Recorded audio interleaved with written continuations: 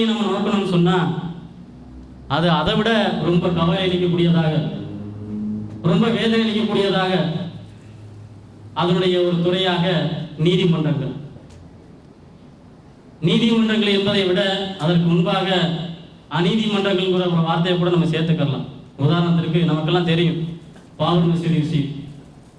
ஐயா, ஒரு வழக்கு, ஒரு சொத்து யாருக்கு சொந்தம் அப்படின்னு நம்ம வந்து கோர்ட்டுக்கு போனா ஒன்று இவனுக்கு சொந்தம், இல்லை அவனுக்கு சொந்தம் அப்படின்னு சொல்லணும். ஆனால் என்ன தீர்ப்பு வந்துச்சு? அதை மூணாக்கி நீ கொஞ்சம் பிச்சுக்க, நீ கொஞ்சம் பிச்சுக்க, நீ கொஞ்சம் எடுத்துக்க. எவ்வளவு ஒரு கேவலமான தீர்ப்பு அப்படிங்கிறத உச்ச நீதிமன்றம், நான் சொல்லல, உச்ச நீதிமன்றம் மண்டையில கூப்பிச்சு, அட ஒரு சொத்து யாருக்கு சொந்தம்னு சொல்லிட்டு வழக்கு வந்துச்சுன்னா ஒன்று சொத்து ஆவணம். அப்போ ஒரு சொத்து யாருக்கு சொந்தம் அப்படிங்கிறத எதன் மூலமா தீர்மானிக்கிறோம்? சாட்சியங்கள், மெட்டீரியல் எவிடன்ஸு, டாக்குமெண்ட்ஸு, இதையெல்லாம் வச்சு தீர்மானிக்கிறத விட இந்த தீர்ப்பை நாம் கொடுத்தோம் என்று சொன்னால் அது எவ்வளவு பெரிய விளைவை ஏற்படுத்துங்கிற அடிப்படையில் எவெல்லாம் வழக்கப்பட்டானோ அவனுக்கெல்லாம் ஒரு பாவம். அதே மாதிரி ஆட்சியாளர்களுக்கு எங்கெல்லாம் பிரச்சனைகள் வருகிறதோ அப்பெல்லாம் இந்த நாட்டில் என்ன செய்யும்? ஒரு குண்டு வெடி. உதாரணத்திற்கு 2001 நடந்த பாராளுமன்ற தாக்குதல் நடக்கும்போது தானும் டாக்டர் ஆயிரணும், தன்னுடைய குடும்பத்தில் இருக்கக்கூடிய மெம்பர்களையும் டாக்டர் ஆக்கணும்னு சொல்லக்கூடிய ஒரு கனவோடு வந்தவர் தான் அப்சல் குரு. ஏறக்குறைய ஒரு நீண்ட காலமாக இந்த வழக்கு நடந்தது. கீழே விரைவு நீதிமன்றத்தால் வந்து அவருக்கு என்ன செய்யப்படுது? தண்டனை கொடுக்கப்படுது. அதே மாதிரி உயர் நீதிமன்றத்தில் அது கன்ஃபார்ம் செய்யப்படுது. அதே மாதிரி உச்ச நீதிமன்றத்திற்கு அது போகும்போது உச்ச நீதிமன்றம் சொன்ன வார்த்தைகள் என்ன தெரியுமா?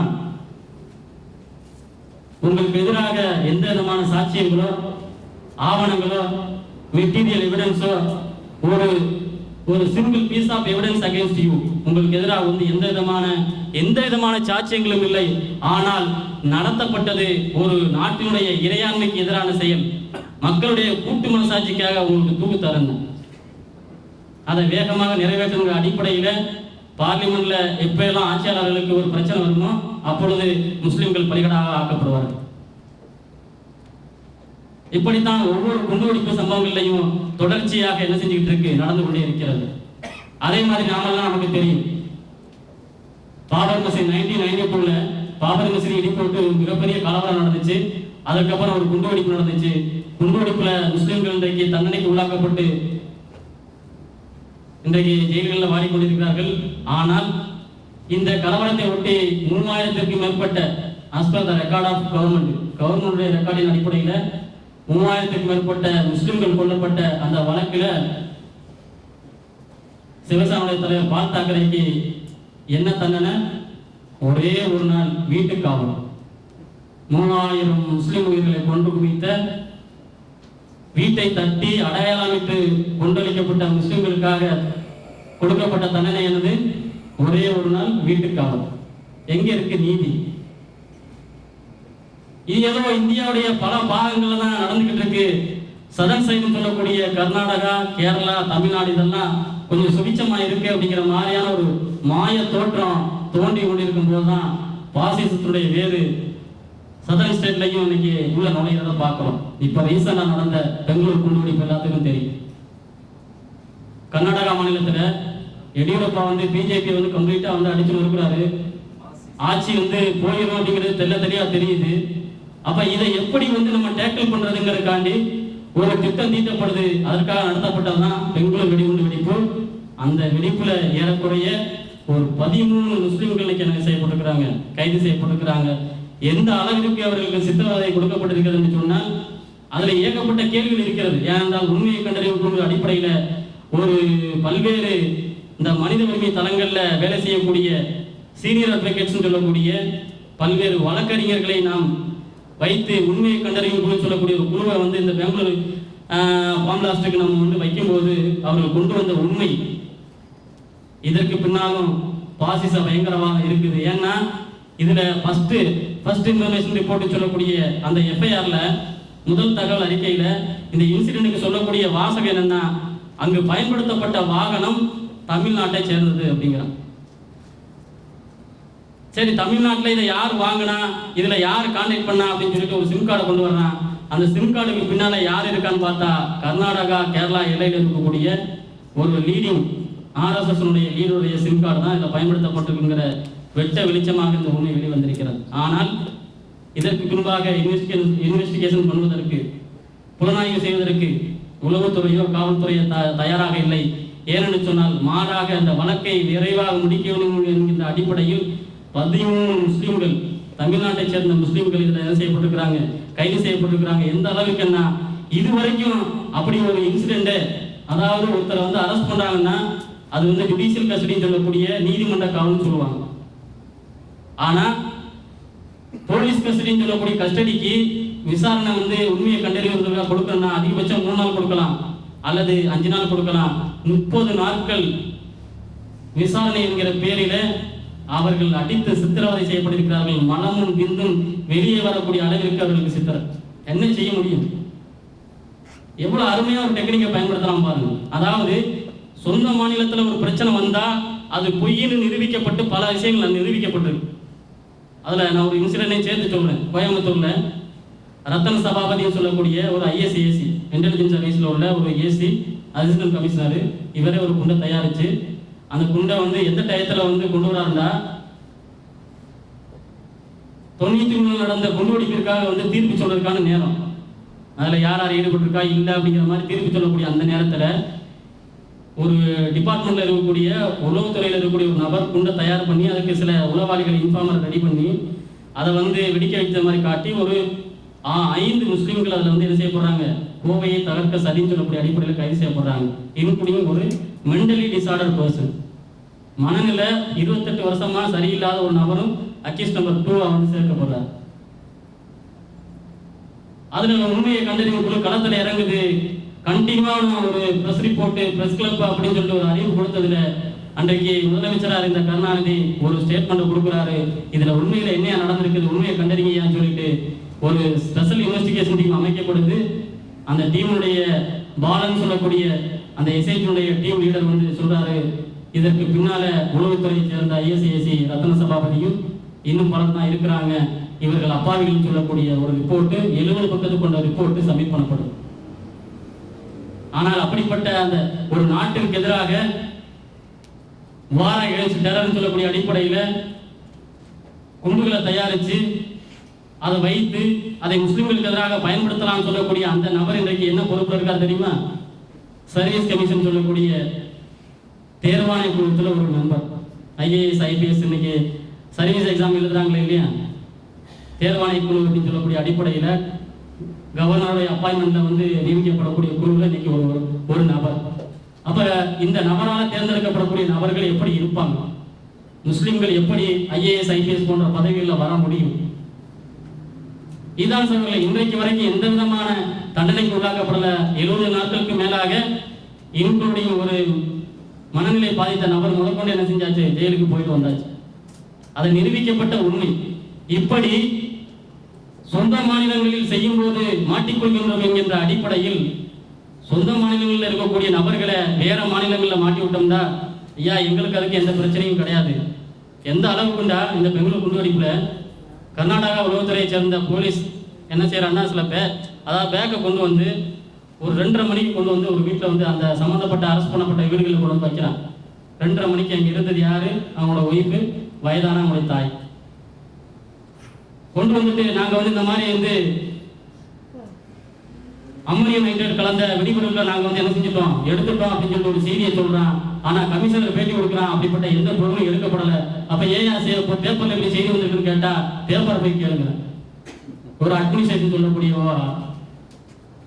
இப்படி தொடர்ச்சியாக கண்டினியூவாக முஸ்லிம் சமூகத்திற்கு எதிரான திட்டமிடுதல் ஒரு துறையில இல்ல. பாசிச பயங்கரவாதம், அரச பயங்கரவாதம், உளவுத்துறை பயங்கரவாதம், ஊடக பயங்கரவாதம் என்கிற அடிப்படையில் கண்டினியூவா என்ன செஞ்சுக்கிட்டு இருக்கு, நடந்து கொண்டே இருக்கு.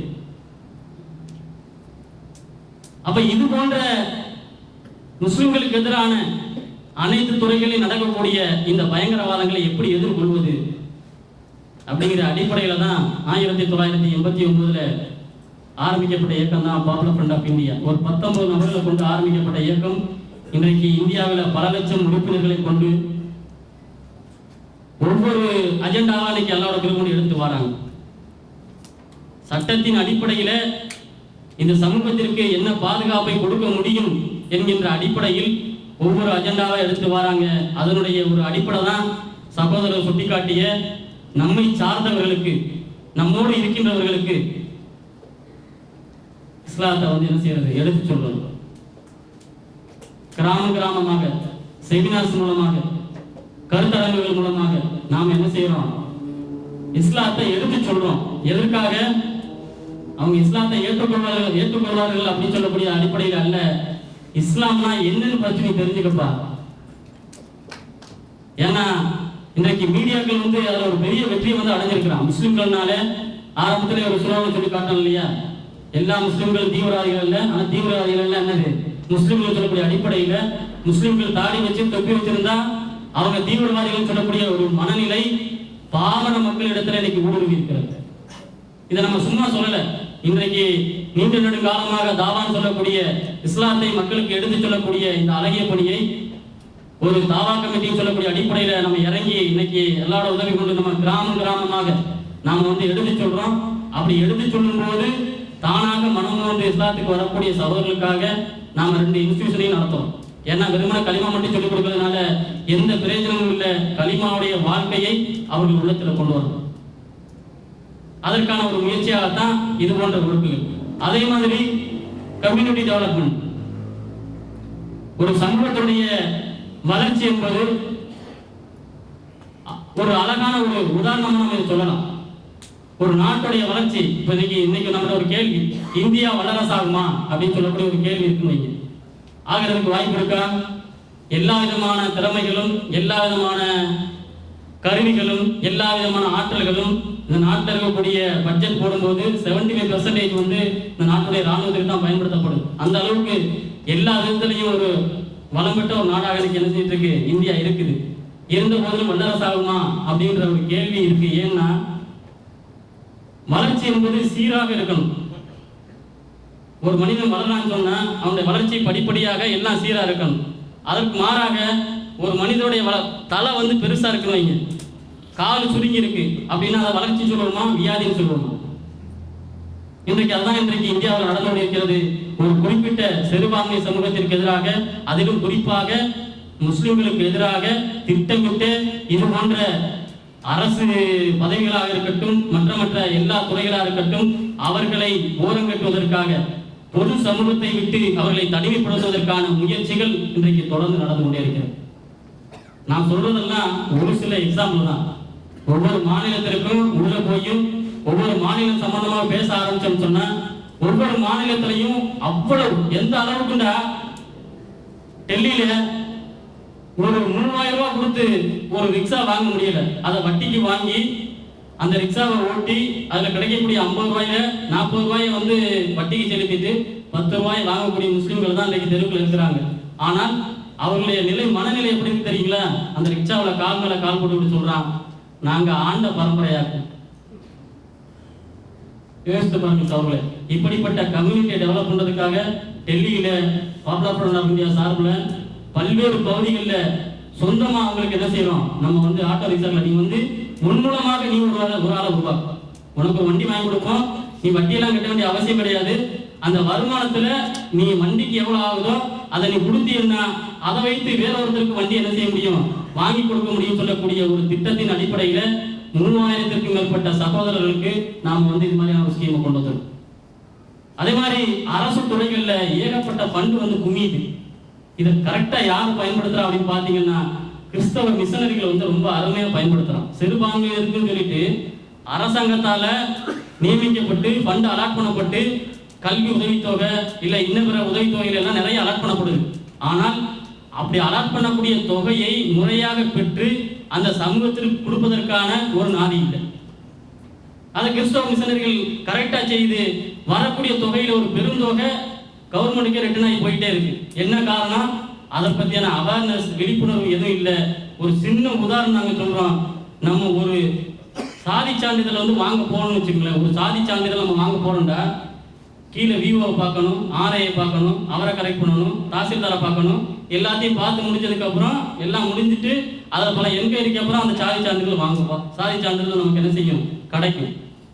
ஆனால் கோயம்புத்தூர் போன்ற பகுதிகளில் தாசில்தாரையை நம்ம அழைத்து ஒரே நேரத்தில் ஒரு 500 நபர்களுக்கு நம்ம என்ன செய்யறோம், சாதி சான்றிதழ் பெற்றுக் கொடுக்கும். இது பெருமையா நம்ம சொல்லல, நம்மளால் இறங்கி களத்தில் வேலை செய்வோம் என்று சொன்னால் இந்த சமூகத்தினுடைய விழிப்புணர்வு, இந்த சமூகத்தினுடைய வளர்ச்சி, இந்த சமூகத்தினுடைய எல்லா விதமான வளர்ச்சியும் நம்மால் இன்ஷா அல்லாஹ் செய்ய முடியுங்கிறது தான் இந்தியாவுடைய 23க்கும் மேற்பட்ட மாநிலங்கள்ல நம்ம இதை அல்லாஹ்வோட உதவி கொண்டு நம்ம செஞ்சு கொண்டிருக்கிறோம்.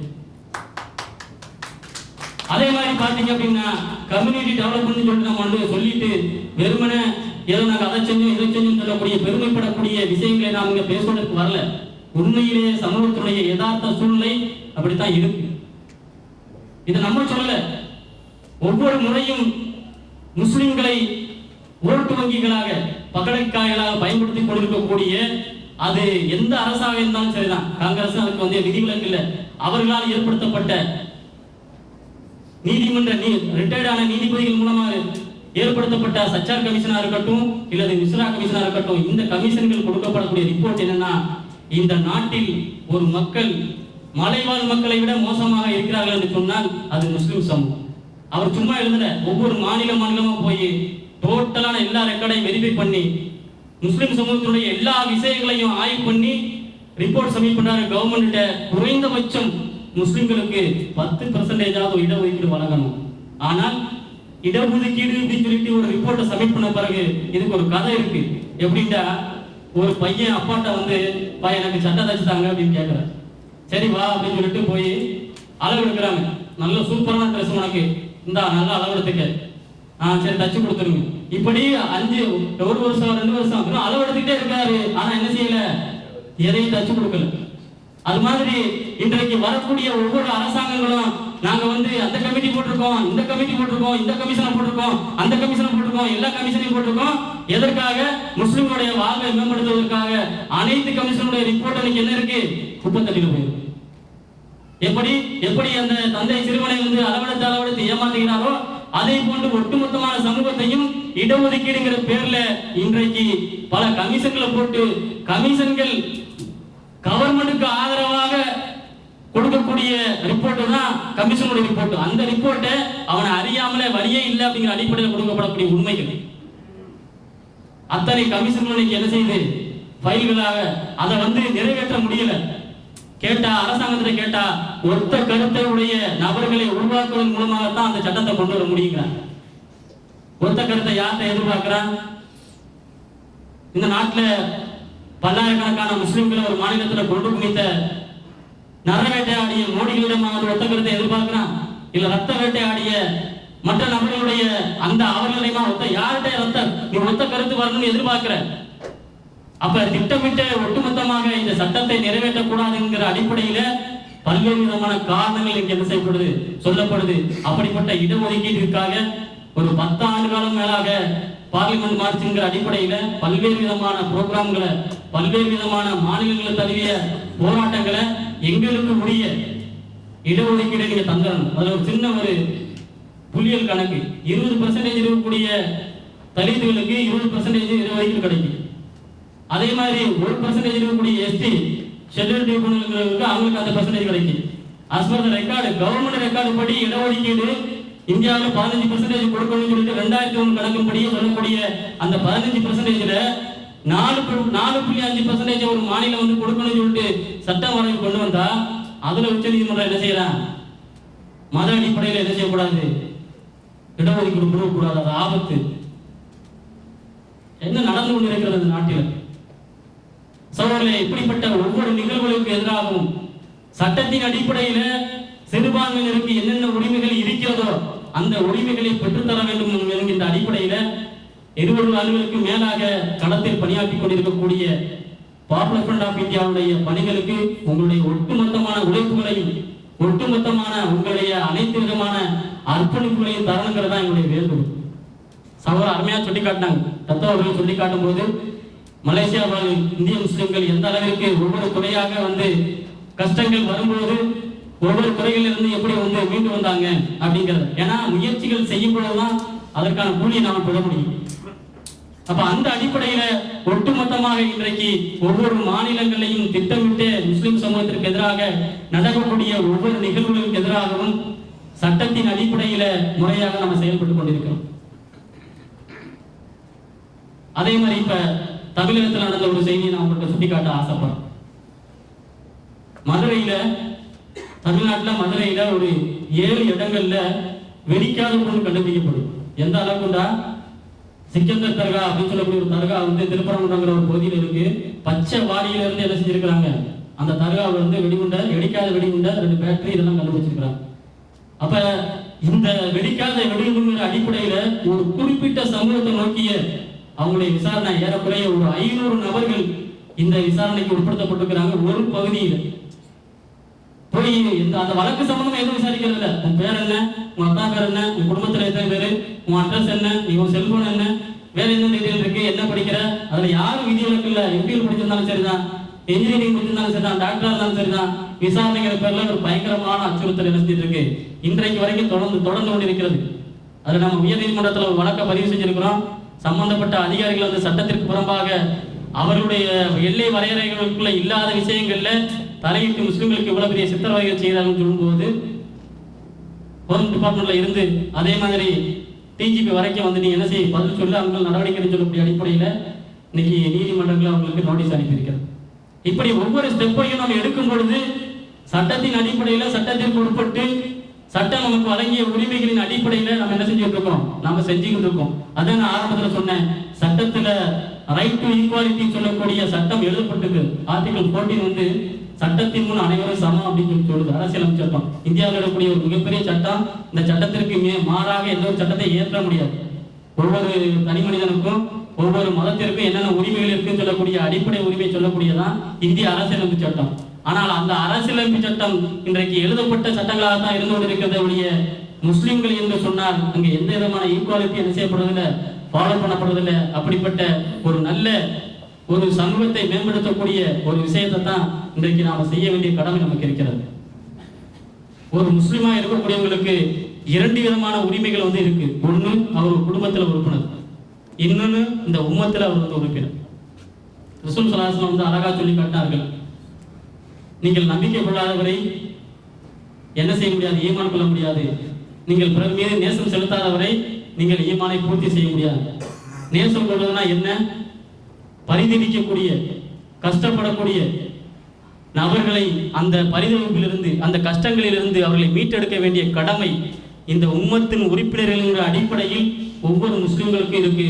அது எந்த நாட்டோடையும் நம்ம என்ன செய்ய வேண்டாம், நிப்பாட்ட வேண்டாம். முஸ்லிம்கள் அடிப்படையில எல்லா நிலைகளையும் அப்படிப்பட்ட ஒரு அர்ப்பணிப்புகளை கொடுத்தவர்களாக சமூகத்துல நம்மளும் ஒரு பங்காளர் என்கிற அடிப்படையில நம்முடைய பகுதிகளில் நாம் இருக்கக்கூடிய அந்தந்த பகுதிகளில் ஒரு சமூக சேவை ஆற்றக்கூடிய நபர்களாக நாம் மாறுவோமே ஆனால் இன்ஷா அல்லாஹ் எந்தெந்த சமூகங்கள் அந்த சதவீதத்திற்கு தகுந்தவாறு இருக்கின்றதோ அதற்கு ஏற்றவாறு அவர்களுக்கு அவருடைய உரிமைகள் பெற்றுத்தரப்பட வேண்டும் சொல்லக்கூடிய ஒரு உன்னதமான ஒரு பணியை நம்மால் இன்ஷா அல்லாஹ் என்ன செய்ய முடியும். அப்படிப்பட்ட ஒரு சமூக பங்காளர்களாக நம்மை நாம் மாற்றினமே ஆனால் நிச்சயமாக அல்லாஹ் நம்முடைய பிரார்த்தனைகளை அங்கீகரித்துக் கொண்டு ஒரு நல்ல ஒரு வெற்றியை தரக்கூடிய ஒரு எழுச்சியை பெறக்கூடிய சமூக விழிப்புணர்வு பெறக்கூடிய ஒரு நன்மக்களாக அல்லாஹ் சுப்ஹானஹு வ தஆலா நம் அனைவரையும் ஆக்கியர்ல வேண்டும் என்கின்ற பிரார்த்தனையோடு எனது உரையை முடித்துக் கொள்கின்றேன். வாஹிரு தவானா அல்ஹம்துலில்லாஹி ரப்பில் ஆலமீன். அஸ்ஸலாமு அலைக்கும் வரஹ்மத்துல்லாஹி வபரகாத்துஹு. யதார்த்த போராட்டம் மற்றும் அதிகார அடக்குமுறை நிறைந்த வாழ்வினை எடுத்துரைத்து சென்றுள்ள வழக்கறிஞர் அவர்களுக்கு நன்றியை தெரிவித்து, வழக்கறிஞர் ஷாஜான் அவர்கள் கூறியது போல முஸ்லிம்களுக்கு எதிர்ப்பு போராட்டம் என்பது இயல்பான ஒன்று. எனவே நாம் ஒன்றிணைந்து இன்றைய முஸ்லிம் எதிர்ப்பு போராட்டத்தை வெற்றி கொள்ள முடியும் என்ற நம்பிக்கையோடு ஒன்றிணைவோமாக.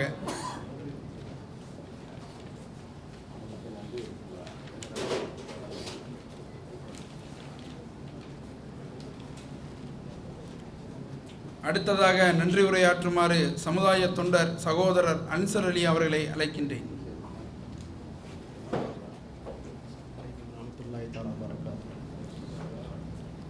இங்கு கூடியிருக்கும் நாம் அனைவரும் மீதும் அல்லாஹ்வின் சாந்தியும் சமாதானமும் உண்டாகட்டுமாக.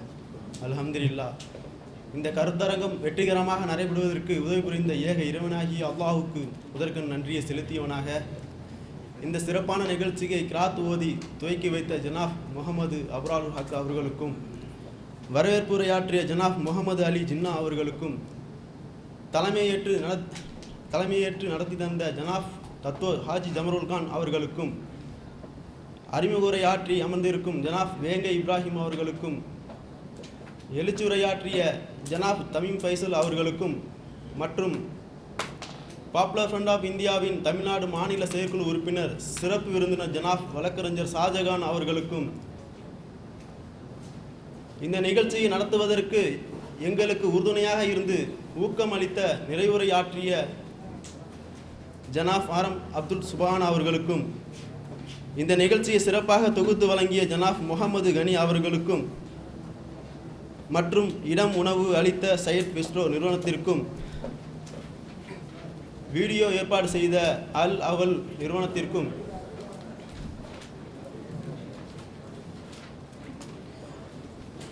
மற்றும் இந்த நிகழ்ச்சிக்கு பெருந்தலாக வந்திருந்த சிறப்பித்த சமுதாய சொந்தங்களுக்கும் குறுகிய காலத்தில் ஏற்பாடு செய்யப்பட்ட இந்த கருத்தரங்கை சிறப்பாக நடத்த அயராத உழைத்த சகோதரர்களுக்கும் மற்றும் சிறப்பான முறையில் வேலை செய்த வாரண்டியர்களுக்கும் என்னுடைய மனமார்ந்த நன்றியை தெரிவித்துக் கொள்கின்றேன். அஸ்ஸலாமு அலைக்கும் வரஹ்மத்துல்லாஹி வபரகாத்துஹு.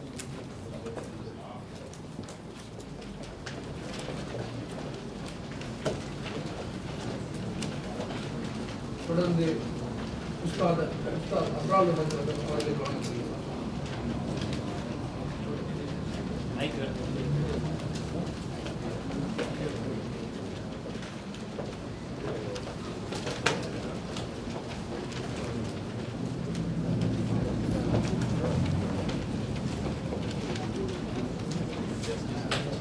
இப்பொழுது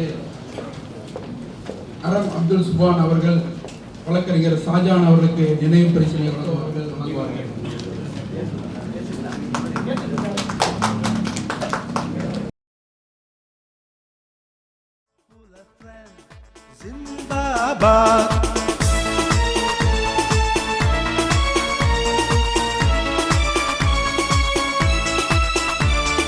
சுதந்திரமாய் பிறந்தோமே சுதந்திரமாயிரப்போம், அடிமைகளாய் வாழாமல் சுதந்திரத்தை சுவாசிப்போம். சுதந்திரமாய் பிறந்தோமே சுதந்திரமாயிரப்போம், அடிமைகளாய் வாழாமல் சுதந்திரத்தை சுவாசிப்போம். சன்மானம் கிடைக்கும் என்று தன்மானம் விற்காதிரு, உன்மானம் உயர்ந்ததென்று இவர்களுக்கு சொல்லிவிடு. நயா கார்வான் நயா हिंदुस्तान है, नया कारवान नया हिंदुस्तान है.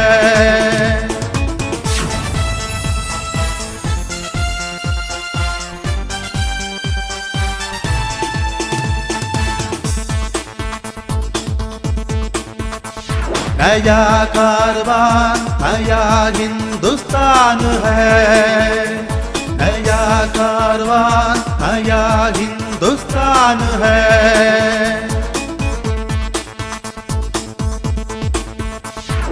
கண்ணியங்கள் இல்லாத வாழ்க்கைக்கு முடிவு கட்டு, திறக்காத கதவுகளும் திறக்கட்டும் எதிர்த்து முட்டு.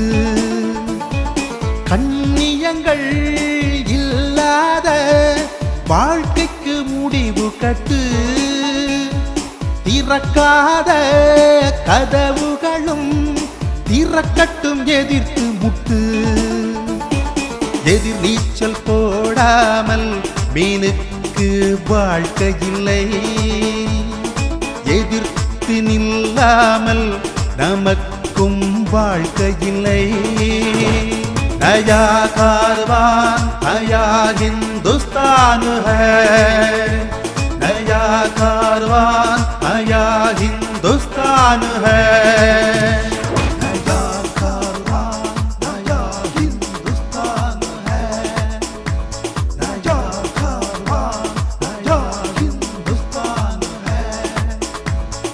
Popular friend Zindabad, popular friend, Zindabad.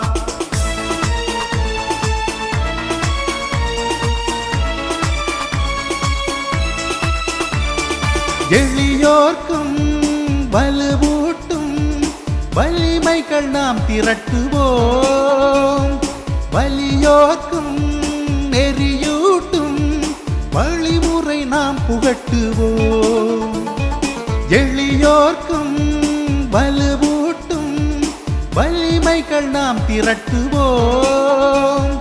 வலியோர்க்கும் நெறியூட்டும் வழிமுறை நாம் புகட்டுவோம். தளர்ந்த உள்ளத்திற்கு தரும் தன்னம்பிக்கை மருந்தாக்குவோம். தன்னலவாதிகளுக்கு தோல்வியை விருந்தாக்குவோம். நயா கார்வான் நயா हिंदुस्तान है, नया कारवान नया हिंदुस्तान है.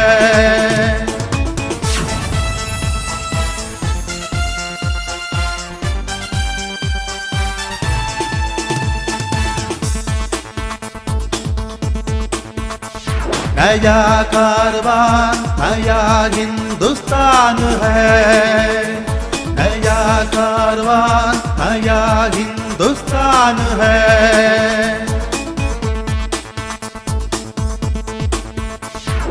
பசித்தோர்க்கும் வதைந்தோர்க்கும் போராடமும் நேரிவா. வதை போர்க்கு எதிராக போர்க்கொடி நீ ஏந்திவா.